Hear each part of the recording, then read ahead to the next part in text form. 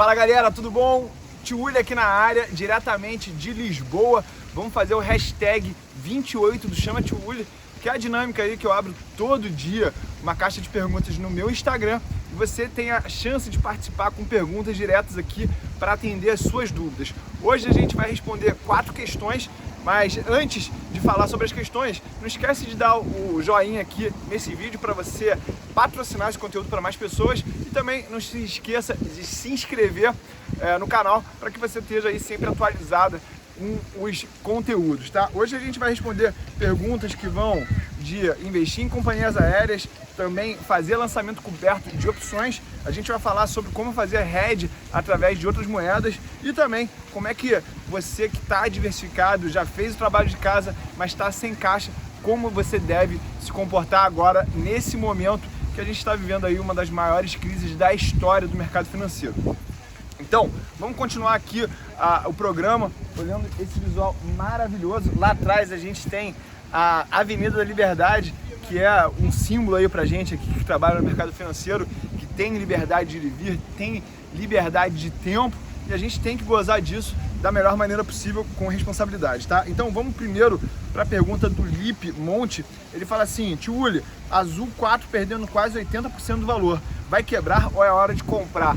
Então, Lipe, eu acho que nesse momento de alta volatilidade no mercado, a gente não precisa escolher aquelas alternativas mais arriscadas que podem precisar de uma ajuda governamental para continuar em operação. A gente lembra aí que as empresas aéreas, elas têm um comprometimento de capital muito grande ao comprar essas aeronaves e normalmente elas usam empréstimos para que esse dinheiro aí ele otimize a estrutura de capital da empresa, né? Então, cada hora parada de avião significa que ele não está remunerando esse empréstimo aí, então a empresa ela pode chegar num estado de insolvência devido aí aos compromissos vencendo.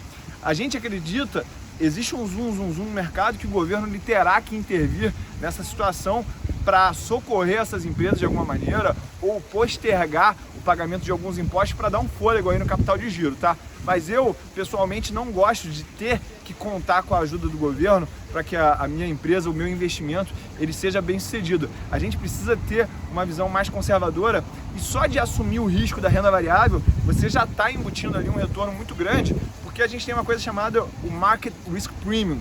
É o que está nos modelos aí de desconto de fluxo de caixa futuro. Então, antes desse problema que a gente está vivendo, essa pandemia, a gente tinha aí um risco de mercado sendo precificado por volta de 3,5%. Eu acho que agora esse risco está muito maior aí que 5%, 6%, às vezes chegando até o pico de 7%. Então é isso que vai entregar um retorno de longo prazo para você. Você ainda pode contar com o crescimento das empresas após esse surto passar. A gente ainda tem os dividendos que podem te dar uma flexibilidade maior para te gerar outras ideias de investimento. Então, empresas como essa que você mencionou, elas vão ter uma dificuldade maior para pagar dividendos, elas vão ter que contar com a ajuda do governo talvez, elas são muito reguladas também, isso aí dá menos flexibilidade para os gestores atravessarem essa crise, tá? Então eu prefiro focar em empresas mais conservadoras aí para ser mais objetivo. Eu não estaria fazendo esse tipo de aposta agora, tá? Eu poderia até tratar esse assunto aí como se essa empresa fosse uma opção, ou seja, existe uma possibilidade muito remota de os preços se recuperarem rapidamente, mas a gente também corre o risco da empresa não se manter solvente no médio e curto prazo, tá? O Luiz Rodolfo agora fez a segunda pergunta, foi assim: quais são os melhores ativos para fazer lançamento coberto? Então, Luiz, eu acho que o lançamento coberto, para quem não sabe, é quando você compra uma quantidade X de uma ação e você lança uma call na mesma quantidade, tá? Por isso o lançamento é coberto, você cobre a mesma quantidade de opções no que você tem de ativos. As melhores ações para você fazer esse tipo de operação são aquelas que são mais voláteis. Só que as empresas que são mais voláteis, elas também geram um maior risco de perda do patrimônio, né? Então eu sugeriria você escolher aquelas empresas que você tem a menor dúvida sobre a solvência delas, tá? Então eu vou dar um exemplo aqui da crise de 2008. Lá tinha uma empresa chamada Countrywide Financial, ela estava no coração aí do problema do subprime, e essa empresa eu lembro que ela pagava tipo 10% para quem fizesse o lançamento no dinheiro, ou seja, em um mês você ganhava 10%. Só que essa empresa acabou indo à falência, por isso que a volatilidade dela estava muito alta.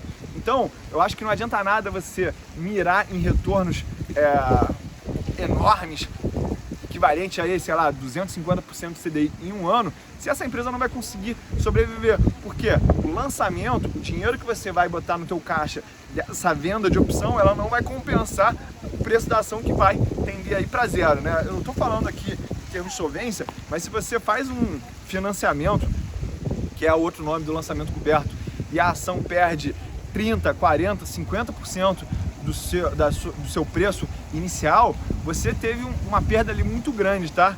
E aí, às vezes, você acha que você está fazendo uma operação segura, porque você vai estar botando caixa para dentro, você vai estar protegendo um pouco da queda, mas a volatilidade ela pode ser muito maior do que você previa.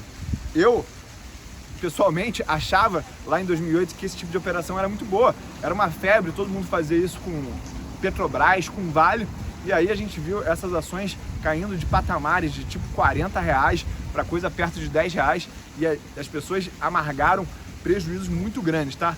E a outra parte ruim desse tipo de operação que eu não gosto é o seguinte: você está limitando o teu ganho.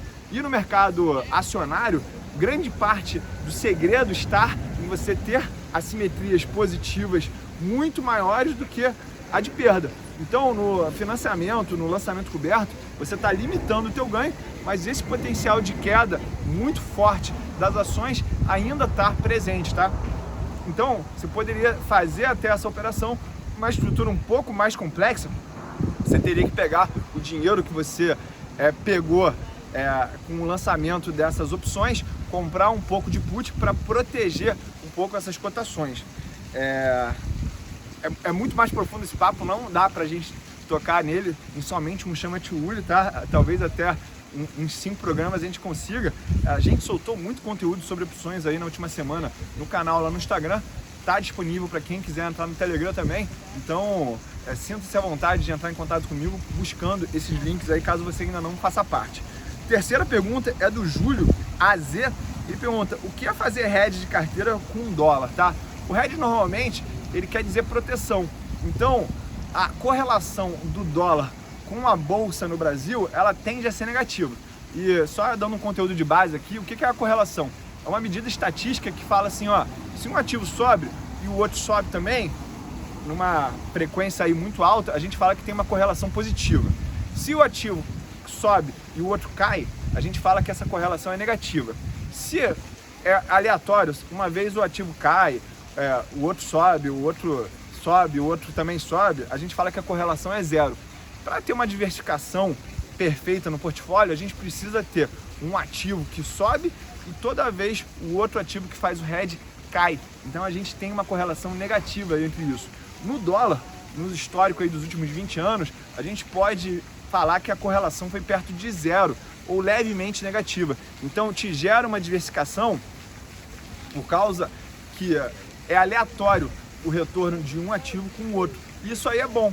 Normalmente, quando a gente tem um estresse muito grande também no mercado financeiro, o que os investidores americanos, que detêm grande parte aí do capital financeiro do mundo, fazem? Eles vendem os ativos emergentes e aí compram dólar para trazer segurança. Por que o dólar é o ativo de maior segurança? Primeiro, porque ele tem um histórico aí de não dar calote em quem confia em comprar os títulos do governo americano de mais de 200 anos. E além de ter a maior economia do mundo, em caso de extremo negativismo, estamos falando de guerra aí, os americanos têm as ogivas nucleares, têm o maior exército do mundo, então eles vão impor a força deles em qualquer tipo de cenário catastrófico, tá? Então, não é um hedge perfeito, é simplesmente uma diversificação. Tem gente que mede o resultado da carteira em dólar e aí você, de alguma forma, está falando que a tua reserva de segurança também estará em dólar. Eu acho que essa é uma visão mais conservadora do que quem usa o Tesouro Selic, a LFT, como reserva de segurança, tá? Vamos aqui para a quarta e última pergunta, já é do Felipe Couto. Ele pergunta: tenho 25% em fundo imobiliário, 25% em ETF em dólar e 50% em ação, mas acabou o caixa. O que eu devo fazer, Tiúlio? Então, Felipe, eu acho que você já fez o seu dever de casa. Eu não te daria 10, porque eu sempre falo que a gente deve ter pelo menos um capital de 20%, 15% em renda fixa, para que você não seja passageiro da agonia, ou seja, você esteja refém da volatilidade. Você tem que se beneficiar da volatilidade. Quando você tem caixa, você se beneficia da volatilidade, mas você já não tem mais caixa. O que eu sugiro que você faça? Desconecta o home broker, para de olhar as cotações e espera o tempo passar.